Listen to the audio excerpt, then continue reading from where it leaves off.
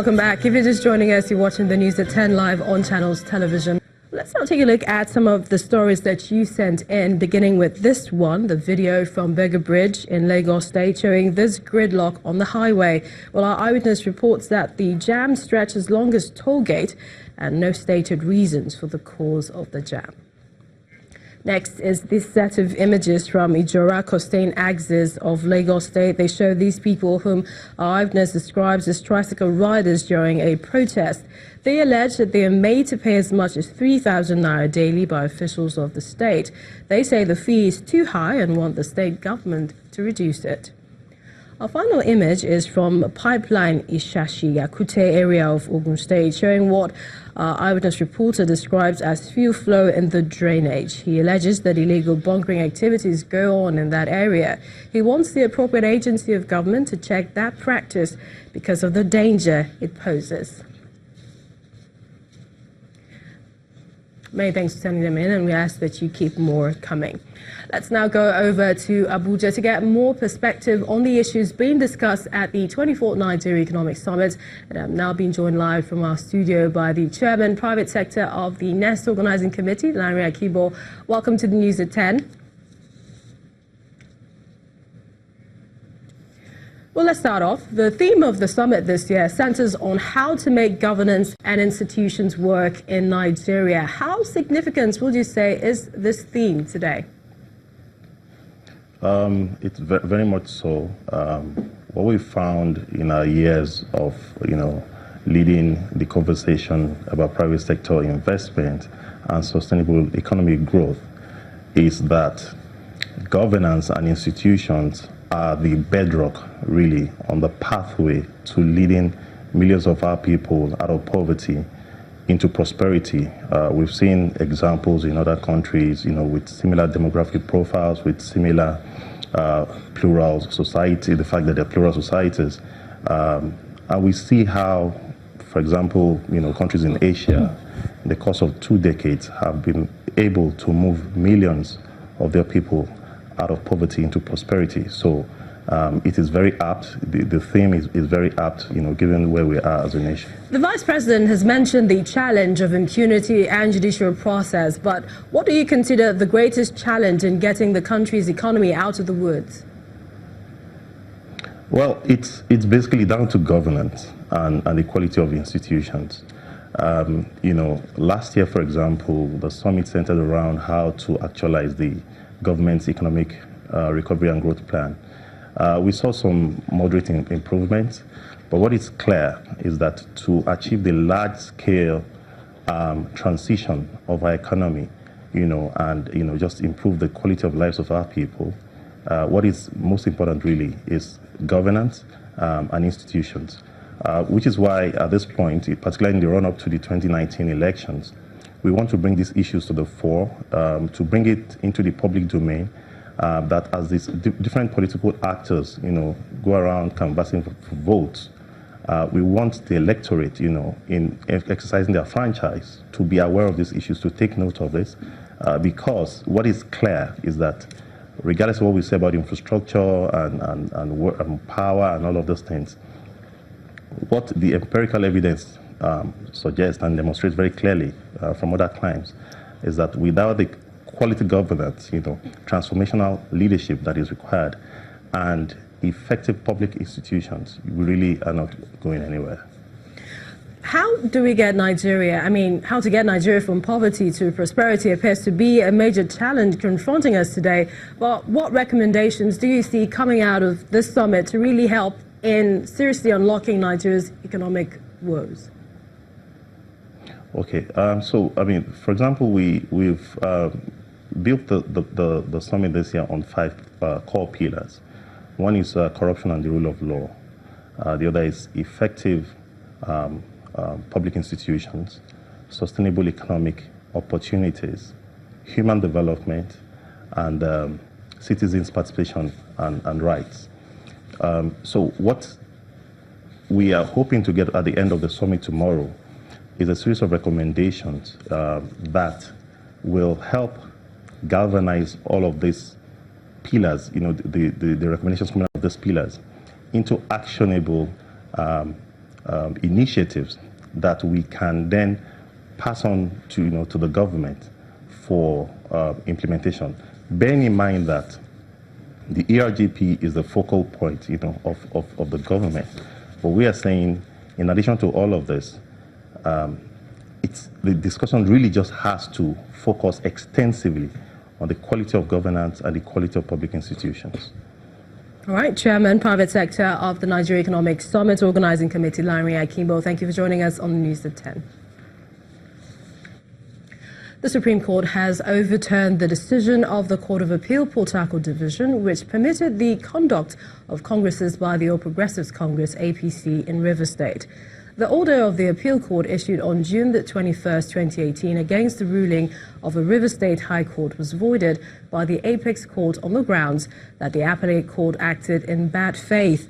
Delivering judgment in an appeal filed by one Abdullahi Umar, Justice Santos Nweze held that the Court of Appeal ought not to have vacated the injunctive order issued against the APC by the Rivers State High Court on the conduct of the congresses.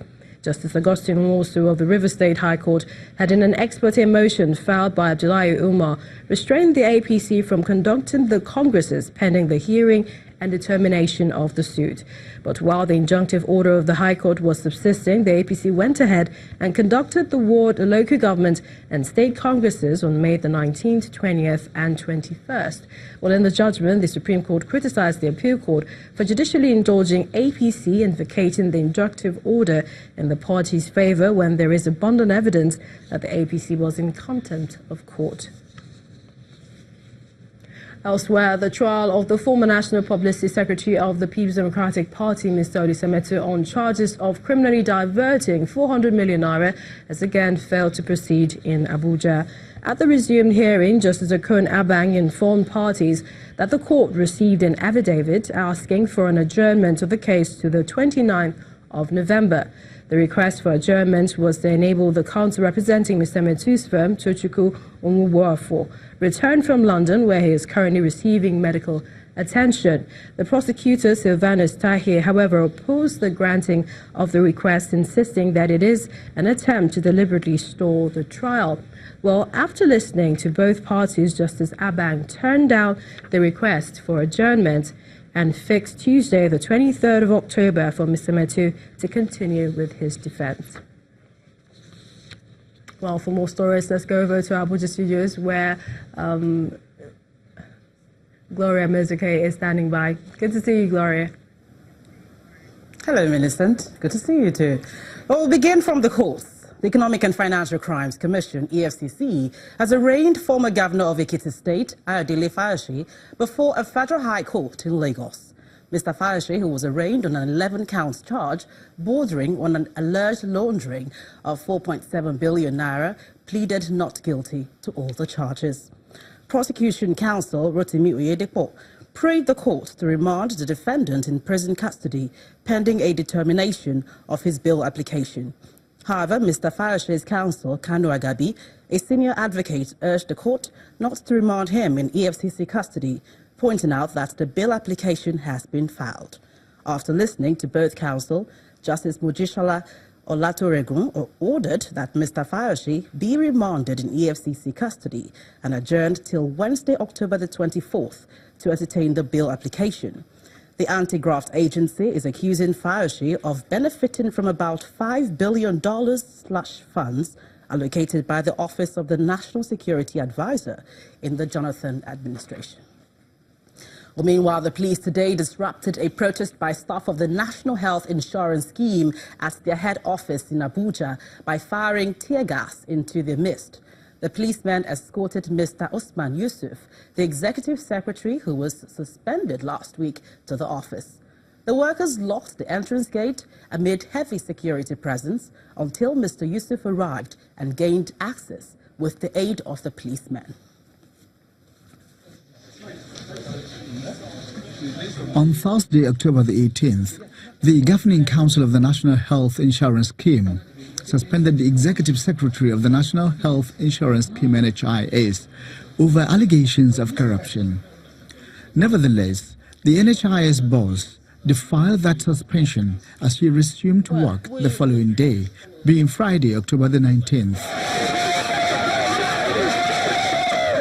The standoff between the council and the executive secretary takes a new dimension as workers on Monday, October the 22nd, form a huge barricade to prevent the embattled NHIS boss from entering into the premises.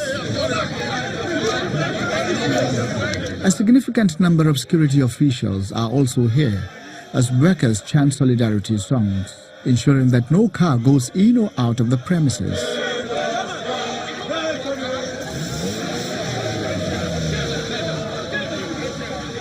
However, the arrival of the executive secretary of the NHIS gives a sudden twist to the protest. Police officials clashed with protesters.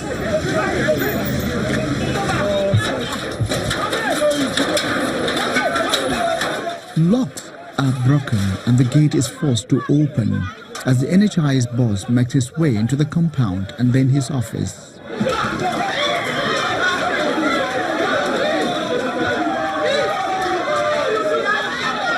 Staffers of the NHIS appear to be divided in their position.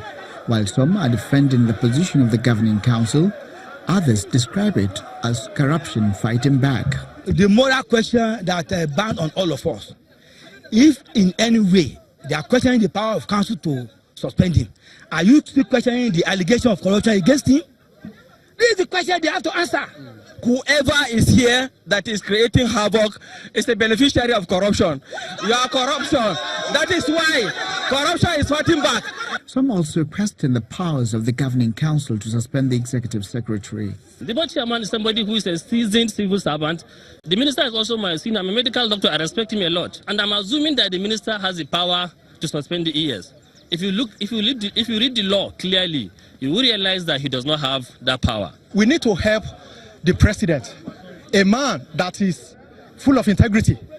The governing council, they have the mandate to suspend based on infraction, and that's what they have done. Prior to the Thursday suspension by the governing council of the NHIS, the Minister of Health had earlier suspended the NHIS boss in July this year, but was later reinstated by President Muhammadu Buhari. In all of these power play, enrollees who have subscribed to the National Health Insurance Scheme are the ones that bear the brunt.